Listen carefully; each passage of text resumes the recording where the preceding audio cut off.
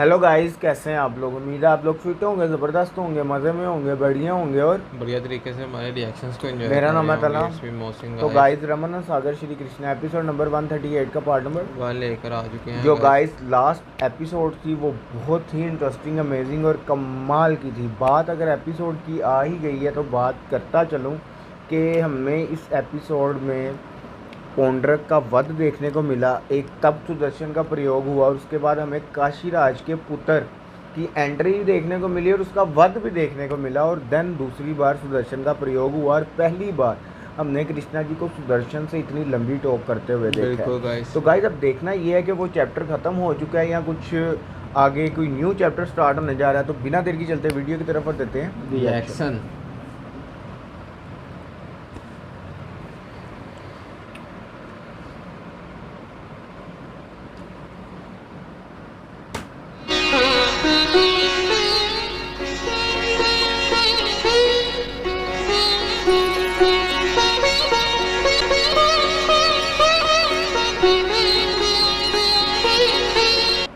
तिलक प्रस्तुत करते हैं दिव्य भूमि भारत के प्रसिद्ध धार्मिक स्थानों के अलौकिक दर्शन।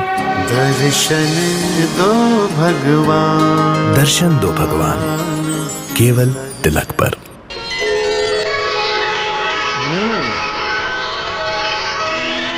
बोल तो मैं बता हनुमान जी ने समर्पित करते हैं।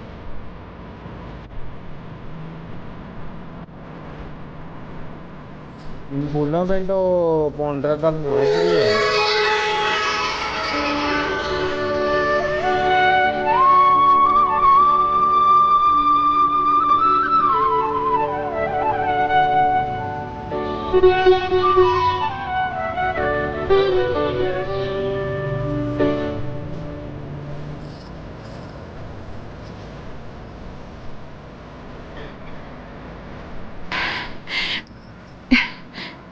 प्रभु, यह असंभव भी संभव हो सकता है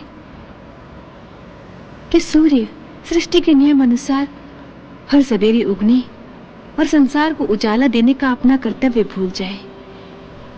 किसी सवेरे वो उगे ही नहीं, परंतु हनुमान हर सवेरे सबसे पहले आपकी पूजा अर्चना करना और ये दिव्य कमल आपको अर्पण करना कभी नहीं भूलते। देवी, मैं अपने परम भक्त हनुमान पर जितना भी गर्व करूं कम है। केवल मेरी भक्ति ही उसका जीवन उद्देश्य बनकर रह गया है। परंतु प्रभु, इसके अतिरिक्त एक उद्देश्य और भी तो है। आप ही ने कहा था कि आप हनुमान के द्वारा बलराम भैया, भीम भैया, अर्जुन, गरुड़ और सुदर्शन का अहंकार तोड़ना चाहती है।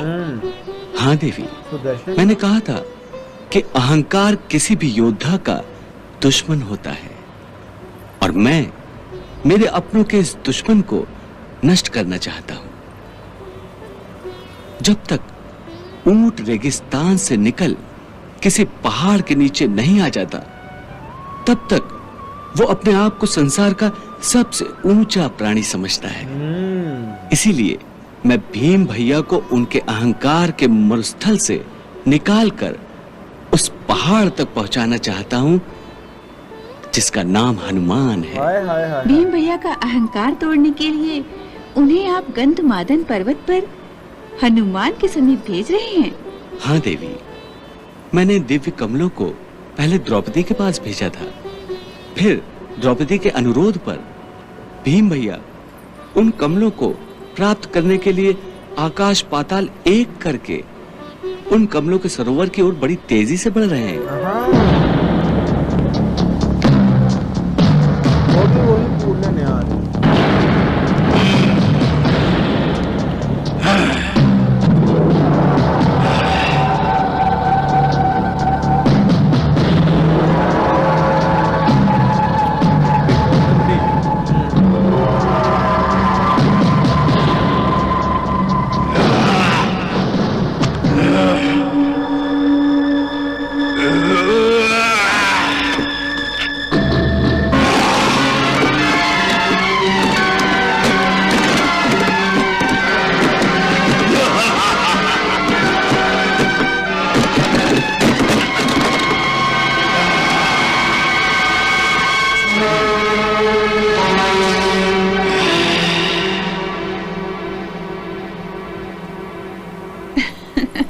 प्रभु, भीम भैया अपनी प्रिय पत्नी के प्रेम के आवेश में उन दिव्य कमलों को ढूंढने निकल पड़े हैं, परंतु उन्हें इस बात का ज्ञान नहीं है कि ये दिव्य कमल कहाँ खिलते हैं।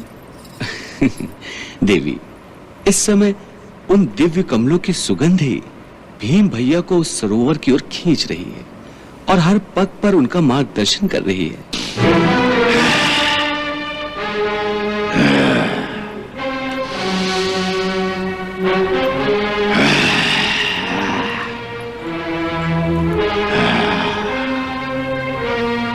कौन गर्जना कर रहा है और हमारे सरोवर की तरफ आ रहा है?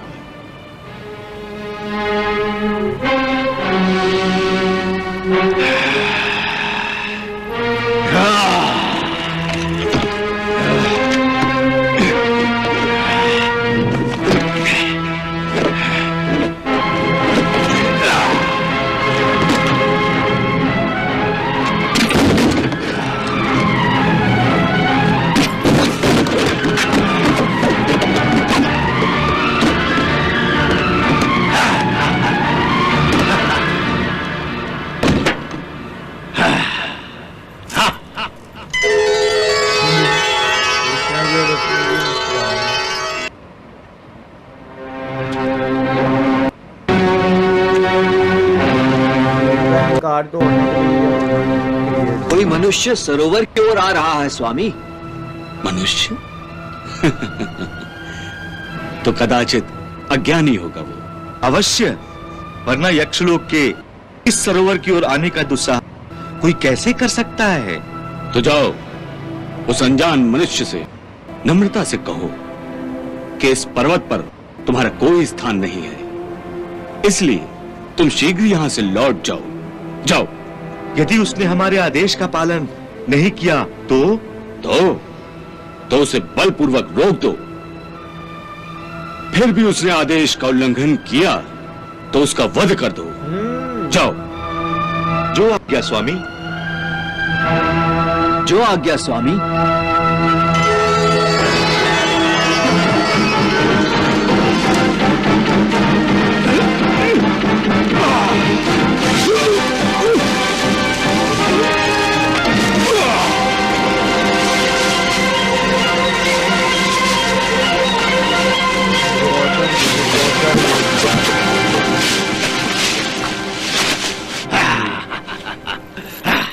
यही अहंकार तो है।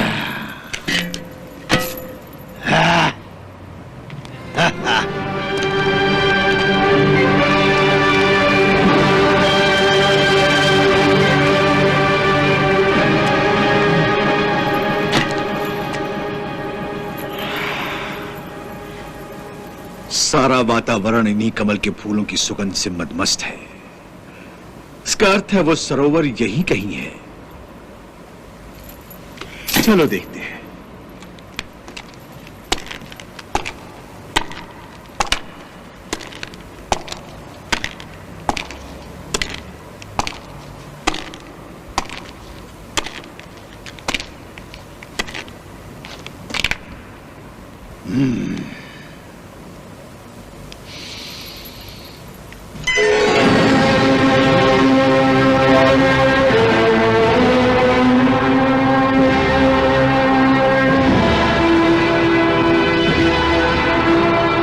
हे मनुष्य, तुम इस गंधमादन पर्वत पर क्या कर रहे हो? इस पर्वत पर मनुष्य का आना उचित नहीं है, इसलिए तुम यहां से तुरंत चले जाओ।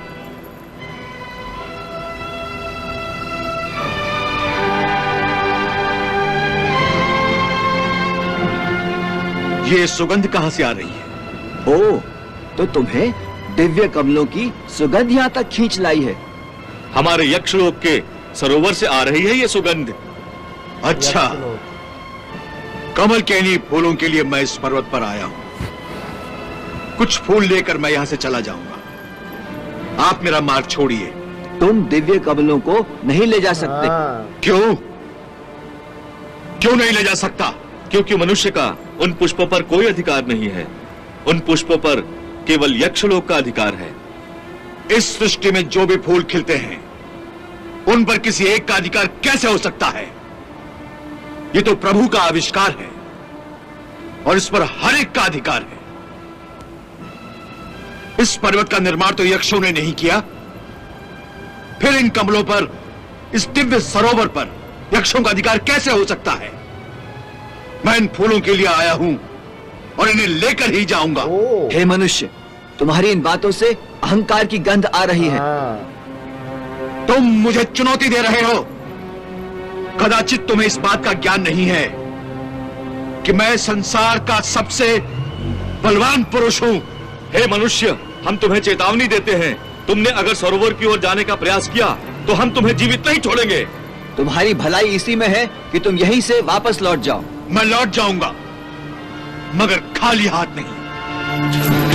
हाथ हमारे भी खाली नहीं है मानव। हाथ हमारे भी खाली नहीं।